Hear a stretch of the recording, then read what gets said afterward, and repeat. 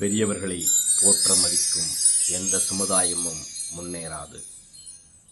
அதுபோன்றுதான் குள்ளப்பகவுண்டன்பட்டி என்ற கிராம பஞ்சாயத்தில் இந்த கிராம பஞ்சாயத்திற்கு இடம் கொடுத்த SS சுருளியப்ப கவுண்டர் அவர்கள் நினைவாக என்று எழுதி வைத்திருக்கும் இந்த பதாகையை பாருங்கள். 1973 என்ற எண்ணை விட சிறிதாக இருக்கிறது என்றால் இவர்களது எண்ணம் எவ்வளவு மலிவாக இருக்கிறது என்பதை நாம் புரிந்து கொள்ள வேண்டும்.